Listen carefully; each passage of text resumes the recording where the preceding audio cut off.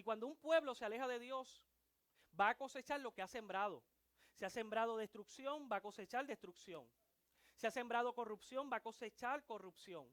Y me parece ver en la imagen del pueblo de Israel y de Gedeón la misma imagen que nuestro país está viviendo en este momento. Un momento de crisis, un momento donde simplemente estamos cosechando lo que se ha sembrado por tantos años y por tantas décadas en el gobierno. Pero gloria a Dios, porque Dios nunca deja a su pueblo, siempre Dios hace provisión.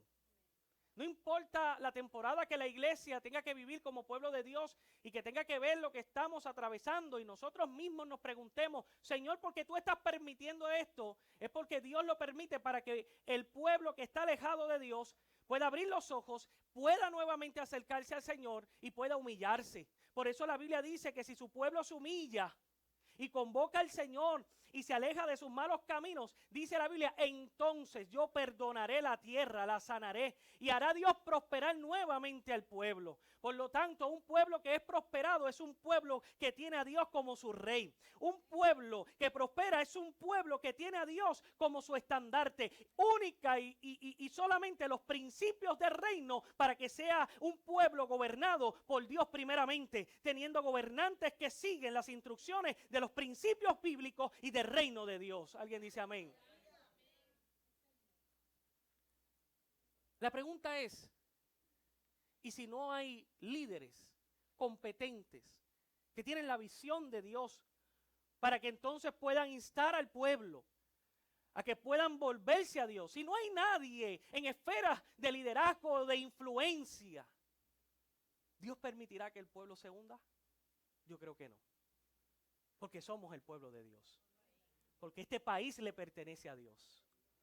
Y si Dios tiene que levantar al menor de la casa y de una familia de poca influencia, como fue el caso de Gedeón.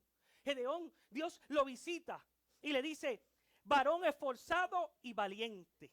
Óigame, y si algo estaba haciendo Gedeón era escondido. Yo me imagino que cuando el ángel de Jehová lo visitó, le dijo, varón esforzado y valiente. Y Gedeón miró para atrás y dijo, ¿a quién le estarán hablando? Lo que pasa es que Dios no te habla por tu presente ni por tu pasado, te habla por tu futuro. Y Dios dice, yo estuve en tu futuro. Y cuando yo te hablo conforme a lo que va a ser la realización de tu vida en mis manos. Alguien da gloria a Dios por eso. Entonces Gedeón escuchó una palabra de Dios, varón esforzado y valiente. Y cuando Dios le da una encomienda, Gedeón dice, pero Señor, yo soy el menor de mis hermanos. Y en mi familia no hay influencia para agrupar nuevamente al pueblo de Israel, para tratar de librarnos de la opresión de los madianitas. Pero a ese Dios quiso escoger.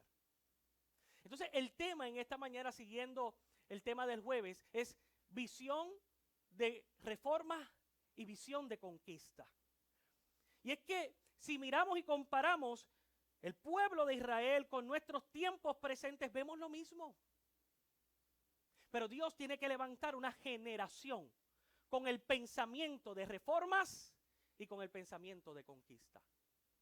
¿Y sabe a quién Dios va a escoger? Va a escogerlo a usted. Ay, solamente dijo alguien, una sola persona, amén. O no me diga que usted también está diciendo, yo soy el menor de casa. Ay, en mí no hay nada. Yo no tengo influencia sobre la gente. Vengo a decirte que Dios ha escogido a aquellas personas que el mundo ha desechado. Y cuando digo desechado es que lo ignoran porque piensan que no hay capacidad o potencial, como el caso de Gedeón. Pero es a Gedeón. Y cuando nosotros vemos la figura de Gedeón, nos podemos identificar en él. Porque entonces si Dios usó a Gedeón, también me puede usar a mí. Si Dios usó a Gedeón, también puede usarte a ti. Por eso no le puedes creer al mundo.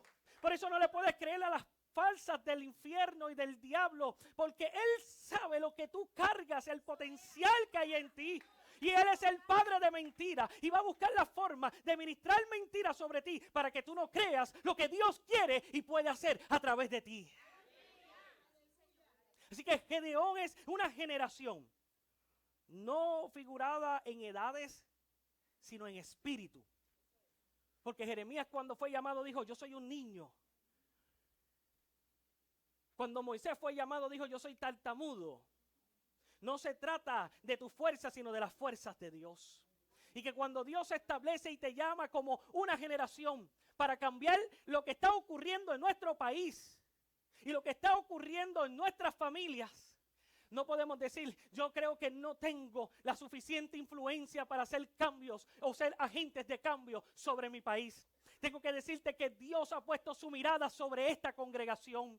Tengo que decirte que Dios ha puesto la mirada, y cuando digo congregación, usted es Rejoice. Y Dios lo va a usar a usted, no solamente a mí, no solamente a unos cuantos líderes. Dios lo va a usar a usted, a toda esta iglesia, para transformar, para ser agentes de cambio sobre un país que necesita una generación que se atreva a hablar en el nombre de Dios. Y cuando tú te atrevas a hacer eso, Dios te va a catapultar a las naciones, porque esta iglesia no es solamente una iglesia para Puerto Rico, sino una iglesia para naciones. Y Dios nos va a llevar a Cuba, y Dios nos va a llevar a la República Dominicana, y Dios nos va a llevar a lugares como una generación para impartir la visión de Dios sobre una nación. Alguien dice amén conmigo. Aleluya, gloria al Señor. A ti Dios te quiere usar. Dígale que está a su lado, a ti es que Dios quiere usar. Que muchas excusas le ponemos a Dios, y las excusas que le ponemos al Señor tienen que ver con nuestras limitaciones. Y no se trata de nuestras limitaciones. Al contrario, gloria a Dios por nuestras limitaciones. Porque entonces es allí donde Dios habrá de glorificarse. Mire, el apóstol Pablo, siendo un hombre de educación, un hombre de filosofía, un poeta, un teólogo, un hombre que se atrevió a decir todo lo que he aprendido, lo he dejado por basura a fin de ganar a Cristo. Pero nosotros que estamos estudiando los jueves a Corintios, él escribió algo en la primera carta que me llama tanto la atención.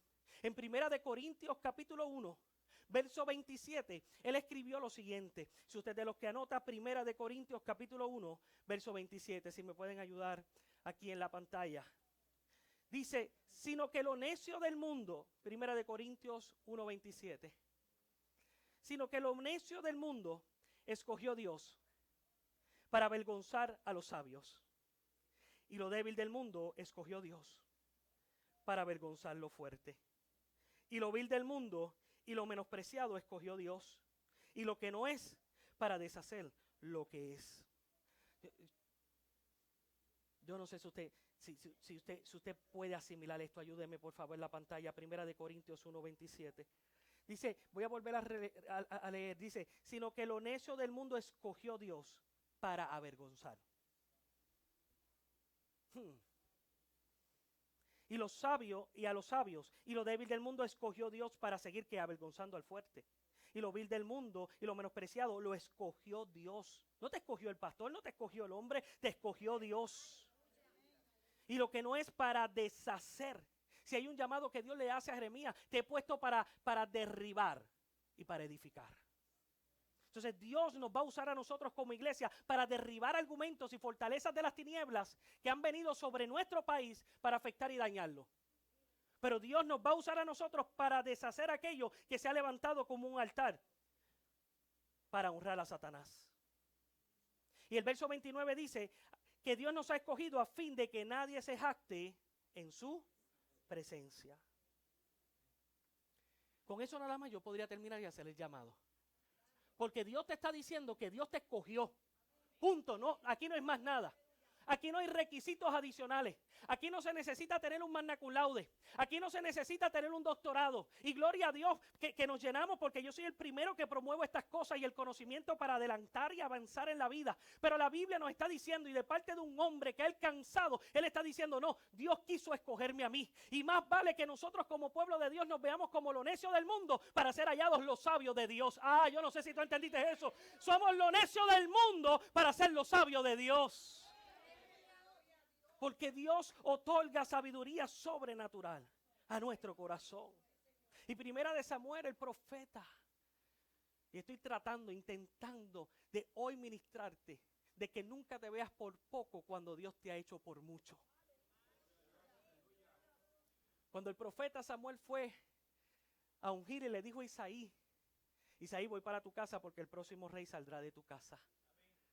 Isaí buscó a sus hijos, los preparó, los puso bien bonito y le dijo: siéntense aquí a la mesa porque viene el profeta y viene a ungirlo a uno de ustedes. No peleen, pero de aquí saldrá uno. Cuando el profeta llegó, se encontró con jóvenes con unas características impresionantes, formidos, con una inteligencia, con una visión, olvídese, unas destrezas militares increíbles. Y cuando Samuel iba a ungir a ese joven, Dios le decía: ese no es. Y hay una expresión que se encuentra en 1 de Samuel capítulo 16, verso 7, que dice que el hombre, Dios mismo hablándole al profeta, el hombre mira lo que está delante de sus ojos, pero Jehová mira el corazón. Y cuando Dios deposita sabiduría, la deposita en tu corazón. Y cuando Dios deposita valentía como Gedeón, lo deposita en el corazón. Porque se necesita gente con el corazón de Dios para hacer lo que Dios determina como una visión para una congregación. Y ahora viene lo difícil. ¿Sabe por qué? Porque Dios nos marca con un llamado impresionante, increíble, y nos dice: en mis manos tú vas a hacer mucho. Y uno está lleno de gozo y de alegría porque sabe que Dios lo va a usar. ¿Y saben lo que Dios quiere usar? A una persona que carga con la visión de Dios. Siempre la visión de Dios tiene la palabra reforma. La palabra reforma, diga conmigo reforma. ¿Qué significa reforma? Algo que estuvo constituido en un tiempo que es proveniente de Dios, pero por alguna razón, y pasando el tiempo, se fue adquiriendo cosas que era de hombre, se profanó y dejó de tener la transparencia y la claridad de la visión del reino de los cielos. Entonces, cuando Dios nos marca con un llamado y nos envía a un lugar, es para hacer reformas. Lo primero que Dios le dijo a Gedeón no es que vas a buscar el ejército para buscar a los madianitas. No, lo primero que le dijo: ve y derriba el altar que está en la casa de tu padre. El altar que fue construido para Baal. Y dice la Biblia que de noche Gedeón fue y buscó a hombres y derribó aquel altar y edificó altar al Señor. Ay, mis hermanos, si el pueblo de Dios quiere cargar con la visión y con las proezas que Dios quiere hacer sobre nuestras vidas, lo primero que tenemos que entender es que Dios nos va a utilizar para hacer reformas, para derribar los altares que se han construido al dinero, para derribar los altares que se han construido a los cuerpos esbeltos que se quieren promocionar totalmente con una visión distorsionada de lo que es la verdadera belleza. Tenemos que entonces ser reformadores, y eso significa que necesitamos hablarle a un mundo corrompido que se pregunta: ¿por qué Dios nos abandonó? ¿Por qué Dios ha permitido esta corrupción en nuestro país? ¿Por qué Dios ha permitido que el huracán María destruya nuestro país? Hoy entonces se tiene que levantar jóvenes, tienen que levantarse varones, tienen que levantarse mujeres, tienen que levantarse matrimonios con la visión de Dios, que eso incluye reforma, y decirle a la sociedad que está en destrucción y alejada de Dios que sin Dios no podemos prosperar, que se derriben los altares y que comencemos a construir el altar de Dios. ¿Alguien está escuchando en esta mañana? Alguien se convierte en un reformador en esta mañana. Si hay algo que tenemos que hacer, es derribar los altares que hemos construido. No hay visión que podamos cargar de multiplicación, de efectos de gloria sobre una iglesia, sobre un país, si primero no se derriban los altares a Satanás.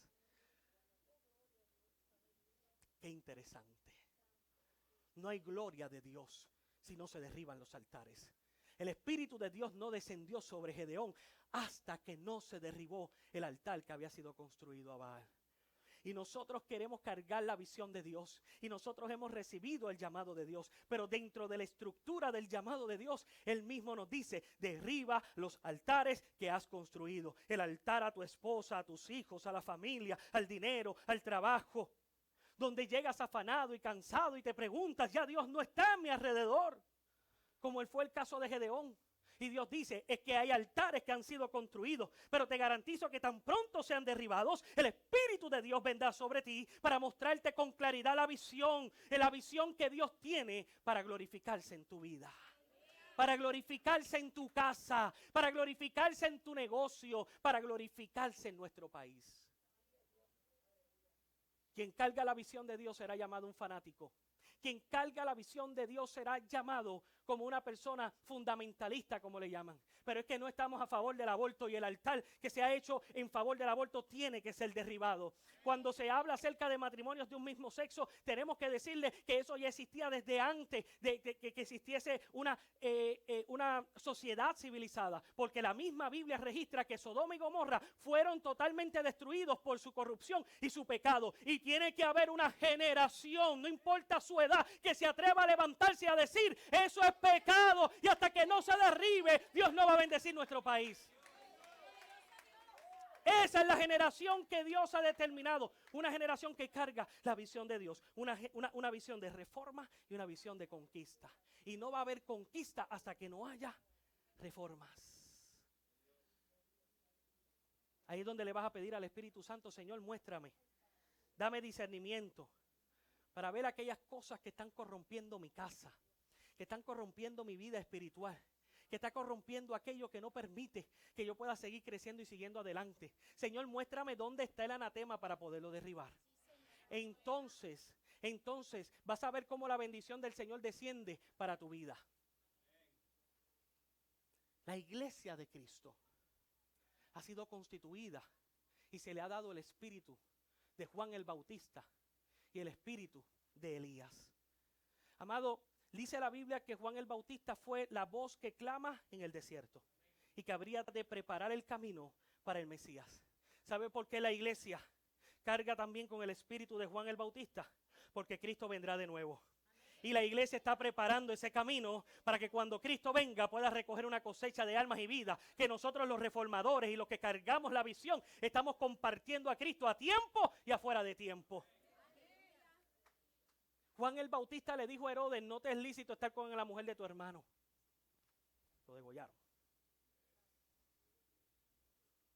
Pero nunca pudieron callar su voz. Le es conocido en el reino como el mayor de los profetas.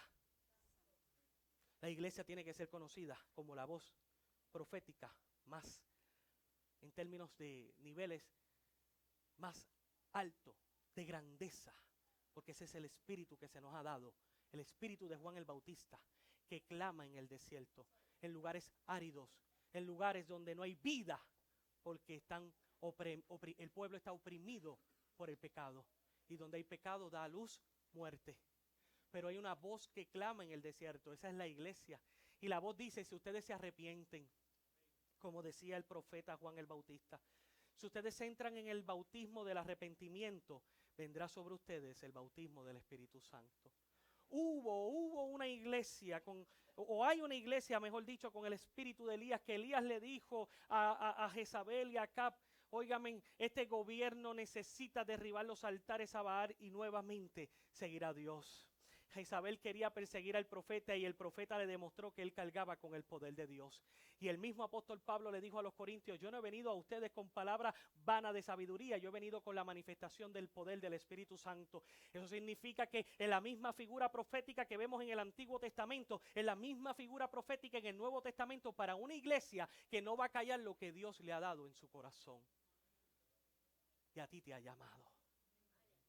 A ti te ha llamado para hablarle a tus hijos. A ti te ha llamado para hablarle a tus vecinos. A ti te ha llamado. Porque no es un trabajo del pastor solamente. Es el trabajo de todos nosotros. Dios no busca gente capacitada, Dios llama y capacita. Dígale al que está a su lado: Dios te capacita. Tiempos de reforma. Nos rendimos a Dios. Eso es reforma. El nombre de Gedeón fue cambiado y fue conocido como Jerobaal. La escritura dice: Jerobaal contienda Baal contra él, hablando de Gedeón, por cuanto derribó su altar. Esta expresión que hace la escritura en el capítulo 6 de Jueces me muestra lo siguiente, me hace recordar la misma imagen de Jesús hablando con Pedro, cuando le dijo: sobre ti estableceré la iglesia y las puertas del infierno no podrán prevalecer en contra de la iglesia. ¿Sabe lo que le está diciendo Dios a Pedro y nos está diciendo a través del cambio de nombre a Gedeón? Que el diablo está en contienda todos los días con nosotros, con una iglesia que habla la verdad, con una iglesia que reforma, con una iglesia que planta la buena semilla de la verdad de Dios. Y sabes una cosa, cuando tú estás en ofensiva, en una actividad constante dentro del reino de los cielos, el diablo está molesto contigo. Te dije que cuando tú estás en una actividad constante, el diablo está molesto contigo. ¿Tú sabes por qué los avivamientos no ocurren hasta que no haya un verdadero arrepentimiento? Y como el diablo sabe que si tú abres la boca y tú hablas la verdad de Dios, entonces ocurrirá un avivamiento. Él va a tratar de parar lo que hay en ti. Entonces tú te preguntas, ¿por qué están ocurriendo todos estos ataques? Es porque el diablo se ha esmerado y ha buscado la forma y la manera de callarte, de tronchar tu vida, porque tú cargas con una palabra que va a producir avivamiento. Que no se trata del evangelista solamente, se trata que si tú te atreves a hablar lo que está en tu espíritu, el espíritu de Dios se va a mover de una forma gloriosa. Tú me vas a llamar y me vas a decir, pastor, venga corriendo porque aquí está la gente endemoniada, aquí está la gente siendo liberada y necesitamos gente que nos ayude con esto. Yo no sé qué está sucediendo. Y es que el Espíritu Santo ha deseado usarte a ti. No te conformes con menos. Dios te quiere usar a ti. ¿Alguien dice amén? El infierno trate de contender contigo, que el infierno se moleste, que el infierno sepa tu nombre, que haya un se busca en el infierno y diga, ¿qué tiene este hombre? ¿Qué tiene esta mujer? ¿Qué tiene este joven? Lo que tenemos es la presencia del Espíritu Santo sobre nuestras vidas.